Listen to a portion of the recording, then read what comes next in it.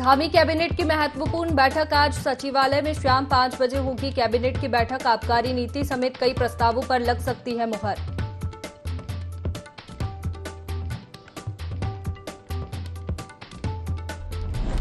टनकपुर में राष्ट्रीय सरस आजीविका मेले का हुआ उद्घाटन। मुख्यमंत्री पुष्कर सिंह धामी ने काटा फीता।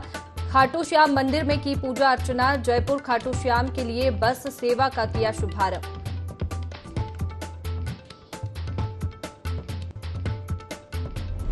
बागेश्वर पहुंचे पूर्व सीएम भगत सिंह कोश्यारी का हुआ भव्य स्वागत। बगनाथ और काल भैरव मंदिर में की पूजा अर्चना। पार्टी कार्यकर्ताओं से भी की मुलाकात।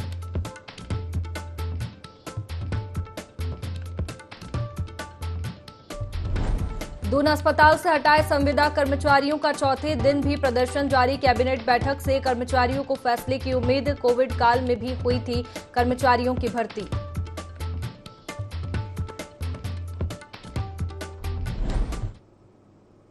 नमस्कार, आप देख रहे हैं देवभूमि लाइव। मैं हूं आपके साथ में वैष्णवी और खबर की शुरुआत करेंगे देहरादून से, जहां धामी कैबिनेट की महत्वपूर्ण बैठक आज होने वाली है। सचिवालय में शाम 5 बजे कैबिनेट की बैठक होगी। बैठक में नई आबकारी नीति पर मुहर लग सकती है। ग्रामीण विकास, कृषि और बागवानी से संबंधित प्रस्ताव रखे जाएंगे। वित्त, राजस्व, शिक्षा सहित कई बिंदुओं पर चर्चा होगी और विचार विमर्श किया जाएगा। धामी कैबिनेट की महत्वपूर्ण बैठक आज होने वाली है। ये अहम बैठक आज 5 बजे होगी। सचिवालय में शाम 5 बजे ये कैबिनेट की बैठक होने वाली है, जिसमें आबकारी नीति पर मुहर लग सकती है। इसके साथ ही ग्रामीण विकास, कृषि और बागवानी से संबंधित प्रस्ताव रखे जाएंगे।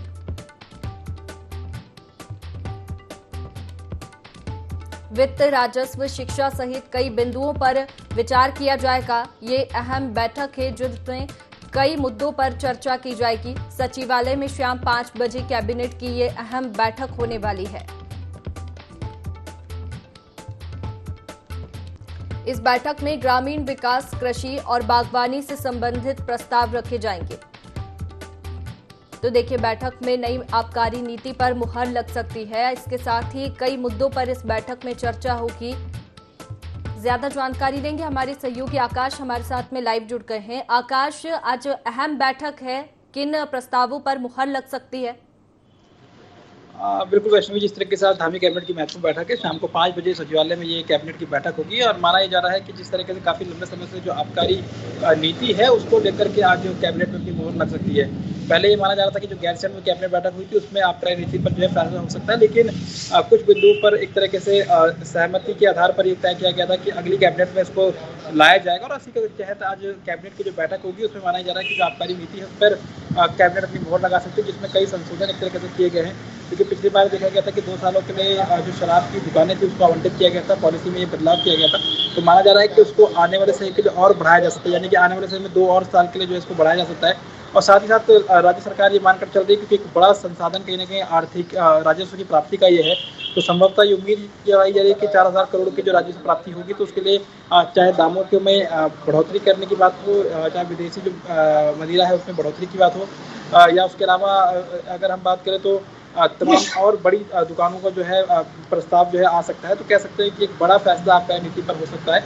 और साथ ही साथ अगर हम बात करें तो कृषि बागवानी के क्षेत्र में किस तरीके से एक तरीके से कह सकते हैं कि सरकार ने कुछ संशोधन उसमें किए हैं, किस तरीके से प्रस्ताव उसमें और तैयार किए गए हैं, तो उस पर भी फैसला हो सकता है। और साथ ही साथ अगर हम बात करें तो हाल ही में देखा गया था कि जिस तरीके के रिपोर्ट तैयार की गई थी सूखे के लेकर के या फिर हाल ही में जो फसलों को नुकसान हुआ है, तो संभवतः उसको लेकर भी कैबिनेट कुछ फैसला ले सकती है। और उसके अलावा भी तमाम अन्य विभागों से जुड़े हुए जो तमाम नियमावली, संशोधन नियमावली है उसको लेकर के जो है फैसला आज कैबिनेट में हो सकता है। बिल्कुल आकाश, आपने कहा कि कृषि और बागवानी से संबंधित क्षेत्र में भी संशोधन हो सकते हैं। क्या कुछ संशोधन हो सकते हैं? और इसके साथ ही काफी समय से नई आबकारी नीति पर चर्चा चल रही थी और इस पर मुहर लग सकती है, तो क्या कुछ बदलाव होंगे और नई आबकारी नीति में क्या कुछ खास रहेगा? देखिए, बिल्कुल आबकारी नीति की अगर हम खासकर बात करें तो काफी लंबे समय से इस पर प्रस्ताव तैयार है और लेकिन कैबिनेट की इस पर मोहर नहीं लग पाई है।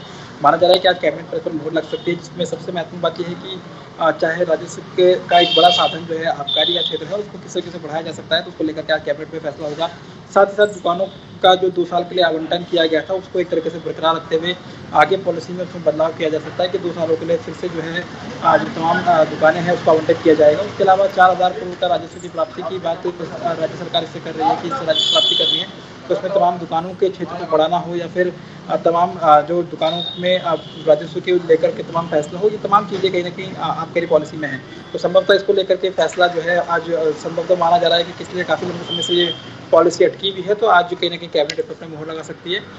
बागवानी और कृषि क्षेत्र की अगर हम बात करें तो बागवानी में लगातार सरकार बढ़ावा देने की कोशिश कर रही है और हॉर्टिकल्चर और फ्लोरिकल्चर को भी लगातार कोशिश है, और ऐसे में आप कह सकते हैं कि निश्चित तौर पर कह रहे हैं कि कृषि के क्षेत्र में और किस तरीके से सरकार काम कर सकती है, किस तरीके से किसानों की आय दुगनी की जाए, उसको लेकर के तमाम जो बड़े फैसले हैं। हाल ही में बजट में भी किसानों को बढ़ावा देने की कोशिश की गई है, तो संभवतः तमाम प्रावधानों पर आज जो है कैबिनेट अपना चर्चा और मोहर लगा सकती है। बिल्कुल आकाश, बैठक काफी महत्वपूर्ण है, कई प्रस्तावों पर मुहर लग सकती है। बहुत शुक्रिया आपका तमाम जानकारी के लिए। आगे बढ़ते हैं। मुख्यमंत्री पुष्कर सिंह धामी अपने विधानसभा क्षेत्र चंपावत के टनकपुर दौरे पर पहुंचे, जहां सबसे पहले श्री बांके बिहारी खाटू श्याम मंदिर में मत्था टेका और प्रदेश की खुशहाली की कामना की। इसके बाद मुख्यमंत्री धामी ने टनकपुर से राजस्थान के श्री खाटू श्याम मंदिर यात्रा के लिए बस सेवा का विधि विधान से पूजा पाठ कर शुभारंभ किया। साथ ही सरस मेले का फीता काटकर शुभारंभ किया, जिसमें देश के 11 राज्यों से आए स्वयं सहायता समूह ने लगभग 200 से ज्यादा स्टॉल लगाए हैं। सरस मेले का आयोजन 19 मार्च से 28 मार्च तक किया जाएगा। इस दौरान उत्तराखंड के सांस्कृतिक कलाकारों के साथ ही दूसरे राज्यों से आए कलाकार अपनी प्रस्तुतियां देंगे। इस दौरान करोड़ों की लागत से सैनिक विश्राम गृह बनने पर स्थानीय पूर्व सैनिक संगठन ने सीएम धामी का आभार जताया।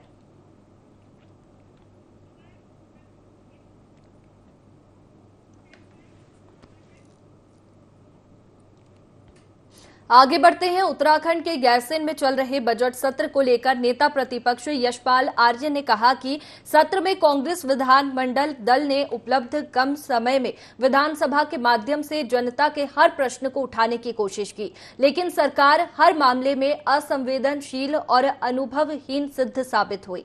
साथ ही राज्य की नौकरशाही के सामने नतमस्तक दिखी। साथ ही नेता प्रतिपक्ष ने बताया कि कांग्रेस विधानमंडल दल ने प्रश्नकाल, कार्य स्थगन, बजट पर सामान्य चर्चा की और अन्य स्वीकृत नियमों के अंतर्गत बेरोजगारों के उत्पीड़न, नकल माफिया, पुरानी पेंशन योजना की बहाली, जोशीमठ सहित प्रदेश के कई स्थानों की आपदा जैसे कई मामलों को उठाया और इन सभी मामलों में सरकार विपक्ष के प्रश्नों का सीधा जवाब देने से भागती रही। दरअसल ये जानकारी बजट सत्र के स्थगित होने के बाद नेता प्रतिपक्ष ने कांग्रेस विधायकों के साथ देहरादून के विधानसभा भवन में प्रेस कॉन्फ्रेंस कर दी है। वार्षिक बजट प्रस्तुत किया गया है, वो उधार में डूबा हुआ बजट है। इसमें चिकित्सा, स्वास्थ्य और अन्य जो हमारी सिंचाई में किसी बजट की इसमें कटौती कर दी गई है, कोई व्यवस्था नहीं है। रोजगार के संसाधन कैसे जुटाए जाएंगे, स्किल डेवलपमेंट का कोई जिक्र नहीं है। नौजवानों को 22,000 नौजवानों को रोजगार देने की बात करने वाली सरकार ने कोई लक्ष्य निर्धारित नहीं किया है। हमारी मांग थी अंकिता हत्याकांड के में सीबीआई जांच होनी चाहिए। हमारी मांग है कि जो आपका नकल विरोधी कानून लाए हैं, उससे पहले हमारी मांग थी कि उसमें सीबीआई इंक्वायरी होनी चाहिए। जो लोग गिरफ्तार हुए हैं, जिनके खिलाफ कार्रवाई नहीं हो पा रही है, ये तमाम हमने बिंदुओं पर सवाल उठाए हैं, लेकिन सरकार सुनने को तैयार नहीं। लक्सर में भारतीय किसान यूनियन के राष्ट्रीय अध्यक्ष ने पुलिस प्रशासन और सरकार के खिलाफ आंदोलन करने की तैयारी कर ली है, जिसके लिए भारतीय किसान यूनियन पटेल गुट के राष्ट्रीय अध्यक्ष ने एक प्रेस वार्ता आयोजित की, जिसमें स्थानीय पदाधिकारियों के साथ अन्य कार्यकर्ता भी शामिल हुए। प्रेस वार्ता में उन्होंने कहा कि आगामी 21 मार्च को भ्रष्टाचार की तमाम गतिविधियों को लेकर सरकार के खिलाफ मोर्चा खोलकर लक्सर की जमीन से एक बड़े आंदोलन की शुरुआत की जाएगी और इस आंदोलन का जिम्मेदार केवल सरकार और पुलिस प्रशासन है। जितने भी विभाग हैं, मतलब भ्रष्टाचार इतना चल रहा है लक्सर में, चरम सीमा पर, वो बर्दाश्त नहीं है। किसानों की तो कतई सुनाई नहीं जा रही। खेत से अगर मिट्टी उठा रहे, खेत से मिट्टी उठा रहे तो उन्हें पकड़ कर खड़े हो जाओ, अगर कोई पेड़ काट रहा खेत से उन्हें पकड़ कर खड़े हो जाओ, ओवरलोड वाहन चल रहे, पैसा चाहिए, हर विभाग को पैसा चाह रहा, पैसे से अलावा और कुछ करी ना। इसी के उपलक्ष्य में हमने धरना प्रदर्शन 21 तारीख को जो रखा है टाइम, 21 तारीख को हम धरना प्रदर्शन करेंगे, यहाँ इकट्ठे होंगे और यहाँ से इकट्ठे होकर तहसील की तरफ जाएंगे। अगर इसके बाद भी कोई इसमें सुधार ना हुआ तो आंदोलन होगा। चैत्र माह की त्रयोदशी को पंचकोशी यात्रा का आयोजन किया जाता है। इस वर्ष की उत्तरकाशी में पंचकोशी यात्रा का आयोजन भव्य रूप से किया गया। इस यात्रा में वर्षों से चली आ रही अनूठी अतिथि देवो भव की परंपरा देखने को मिली। यात्रा में ग्रामीण यात्रियों के सेवा करते दिखे और लोगों का कहना है कि पंचकोशी यात्रा का उल्लेख स्कंद पुराण के केदार खंड में है। यात्रा में श्रद्धालु गढ़वाली भजनों पर जमकर झूमे। यात्रा के दौरान ब्लॉक प्रमुख विनीता रावत और भाजपा नेता जगमोहन रावत श्रद्धालुओं और ग्रामीणों के साथ रासो तांदी पर थिरके। पौराणिक काल से लगातार चली आ रही है और ये चैत्र माह के जो त्रयोदशी है उसके दिन आती है। और इस यात्रा की बात करें तो इसे पंचकोशी वारुणी यात्रा कहा जाता है। पंचकोश इसलिए कहा जाता है क्योंकि इसकी जो लंबाई है वो 5 कोस की है और उसके साथ ही वारुणी यात्रा इसको इसलिए कहा जाता है क्योंकि वर्णवत पर्वत की तलहटी में बाबा काशी विश्वनाथ बसे हुए हैं और उसके बाद जो वर्णवत पर्वत है उसको बहुत पवित्र माना जाता है। कहा जाता है कि यहाँ पर जो शिकलेश्वर महादेव है वहाँ पर शिव अपनी सभा का आयोजन करते थे। तो जो भी इस यात्रा को करता है उसको 33 करोड़ कोटि देवी देवताओं का आशीर्वाद प्राप्त होता है और उसके साथ ही जो भी मनोकामनाएं लेकर लोग यहाँ पर पहुँचते हैं उनकी वो मनोकामना पूर्ण होती है। बीजेपी की नीतियों से प्रभावित होकर उत्तराखंड में विभिन्न राजनीतिक पार्टियों के पदाधिकारियों और वरिष्ठ कार्यकर्ताओं ने पार्टी की सदस्यता ली है। सभी राजनीतिक कार्यकर्ताओं का स्वागत करते हुए प्रदेश अध्यक्ष महेंद्र भट्ट ने कहा कि पीएम मोदी और सीएम धामी के जिन कामों से प्रभावित होकर आप यहां हैं, हम सबको मिलकर उन कामों को आगे बढ़ाना है। पार्टी मुख्यालय में बीजेपी प्रदेश अध्यक्ष ने सभी सदस्यों का फूल मालाओं से स्वागत करते हुए पार्टी की औपचारिक सदस्यता दिलाई। उत्तराखंड की धामी सरकार का 1 साल पूरा हो गया है। धामी सरकार इस उपलब्धि को जश्न की तरह मनाने वाली है। सरकार प्रदेश भर में शिविरों के माध्यम से सरकार की उपलब्धियां जनता तक पहुंचाने वाली है। प्रदेश के सभी जिला और ब्लॉक मुख्यालयों में विभिन्न कार्यक्रम आयोजित किए जाएंगे। इन कार्यक्रमों में धामी सरकार के बजट का प्रचार प्रसार किया जाएगा। धामी सरकार जहां इस 1 साल को बेमिसाल बता रहा है तो वहीं विपक्ष इसे विफल कार्यकाल बता रहा है।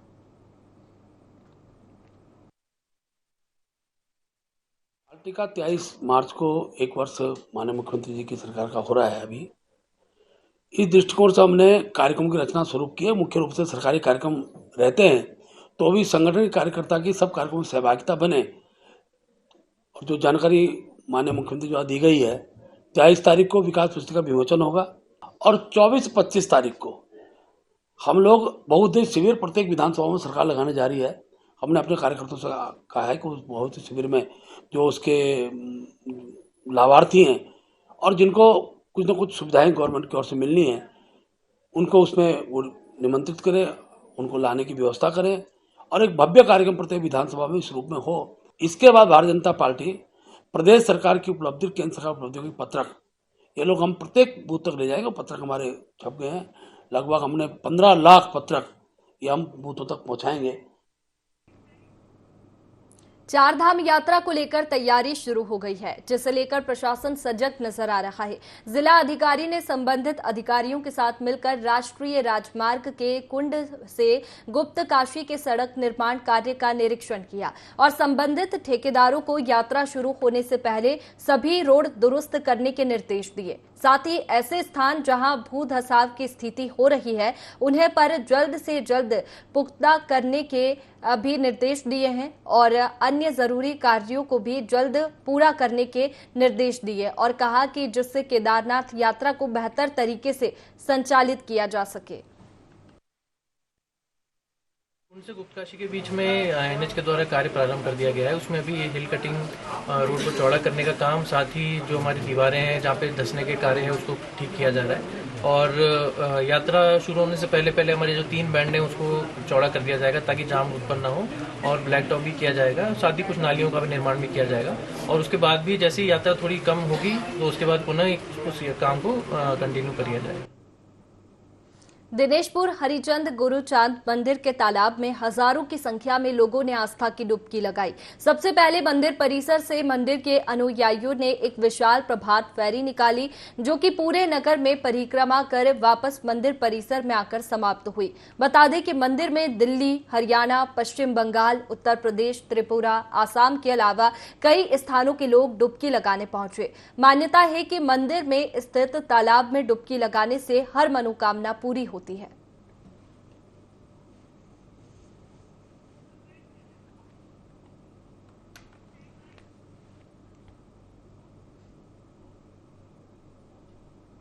देहरादून के हिमाचल उत्तराखंड बॉर्डर से दर्दनाक हादसा सामने आया है, जहां कार अनियंत्रित होकर नदी में गिर गई और कार में सवार 4 लोगों की मौके पर ही मौत हो गई। हादसे की सूचना मिलते ही पुलिस और एसटीएफ की टीम घटनास्थल पर पहुंची और राहत और बचाव कार्य में जुट गई। पुलिस ने बताया कि मरने वालों में 2 हिमाचल और 2 विकास नगर के हैं।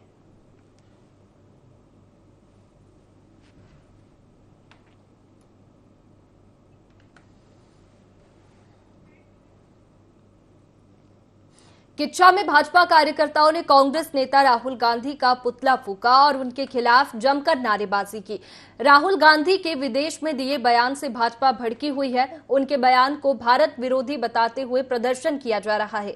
भाजपा कार्यकर्ताओं ने राहुल गांधी पर विदेशों में जाकर देश की बदनामी करने का आरोप लगाया और सार्वजनिक तौर पर माफी मांगने की मांग की। बता दें कि राहुल गांधी ने लंदन में दिए अपने बयान में कहा कि भारत में लोकतंत्र खत्म हो चुका है। केंद्र सरकार न्यायपालिका एवं मीडिया पर दबाव बनाने का काम करती है। इसे लेकर विरोध प्रदर्शन किया जा रहा है। राहुल गांधी जी लंदन में कैम्ब्रिज यूनिवर्सिटी गए थे। उन्होंने वहां पर जाकर हमारे देश की जो लोकतंत्र कि हमारा खतरे में है लोकतंत्र, इस बात को लेकर उन्होंने वहां पर कई तरीके की बातें की। न्यायपालिका हमारी खतरे में है, उन पे प्रेशर दिया जाता है, प्रेस पर हमारा प्रेशर दिया जाता है।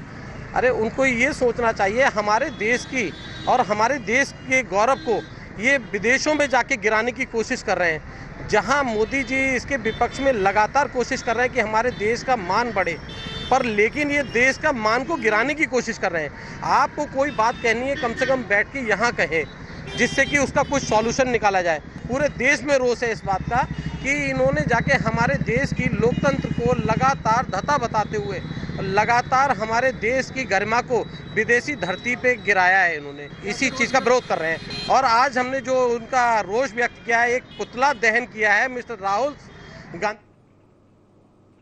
पिथौरागढ़ के मुनस्यारी के 15 गांवों में बीते 1 सप्ताह से बिजली नहीं आ रही है, जिसकी वजह से बोर्ड परीक्षा में बैठे लगभग 300 छात्रों को काफी परेशानियों का सामना करना पड़ रहा है। इस पर विद्युत विभाग के अधिकारियों ने बताया कि सड़क निर्माण की वजह से बिजली पोल क्षतिग्रस्त हो गए हैं, जिसकी वजह से बिजली नहीं आ रही है। वहीं छात्रों की माने तो परीक्षा देने के लिए उन्हें स्ट्रीट लाइट, सोलर लाइट का सहारा लेना पड़ रहा है। डीएम ने बताया कि मामले को संज्ञान में ले लिया गया है और जल्द से जल्द बिजली की समस्या को दूर करने का प्रयास किया जा रहा है। मामला संज्ञान में आया था, इसके लिए डिपार्टमेंट के अधिकारियों से बात की है, तो उनका कहना है कि 2 दिन पहले वहाँ पीडब्ल्यूडी की रोड बन रही थी, उस वजह से कुछ पोल डैमेज हुए हैं, वो लोग काम कर रहे हैं, लाइट जल्दी ही रिस्टोर कर दी जाएगी। मामला संज्ञान में आया था, इसके लिए डिपार्टमेंट के अधिकारियों से बात की है, तो उनका कहना है कि 2 दिन पहले वहाँ पीडब्ल्यूडी की रोड बन रही थी, उस वजह से कुछ पोल डैमेज हुए हैं, वो लोग काम कर रहे हैं, लाइट जल्दी ही रिस्टोर कर। विकासनगर में प्रशासन ने अवैध बस्तियों पर कार्रवाई की गई, जहां पर अवैध बस्तियों पर बुलडोजर चलाया गया। दरअसल शक्ति नहर किनारे सरकारी जमीन पर 600 से अधिक लोगों ने कब्जा किया है, जिनको पहले ही जिला प्रशासन ने नोटिस जारी किया था, लेकिन जमीन खाली न किए जाने पर प्रशासन ने पूरी बस्ती पर बुलडोजर चला दिया। साथ ही शक्ति नगर में भारी पुलिस बल भी तैनात किया गया।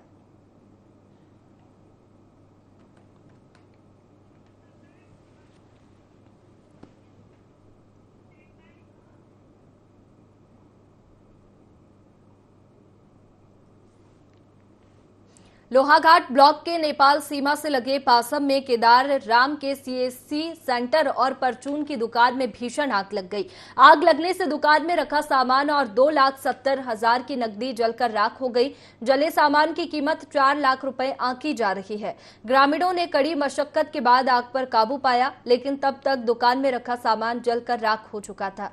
प्रशासन से मौके का मुआयना कर मुआवजा देने की मांग की। आग लगने के कारणों का पता जांच के बाद ही चल पाएगा। कुल मिलाकर एक बड़ा हादसा होने से बाल बाल बच गया।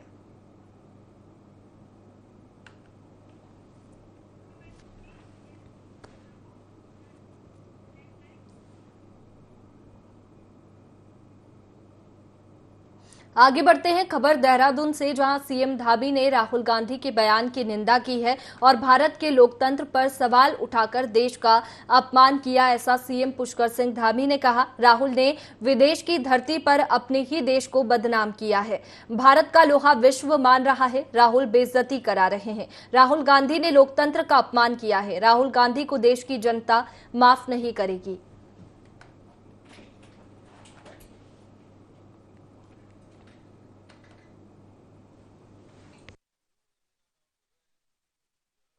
बहुत दुर्भाग्यपूर्ण है जिस प्रकार से राहुल गांधी ने विदेश जाकर विदेश की धरती पर भारत के लोकतंत्र की खिल्लियां उड़ाई हैं।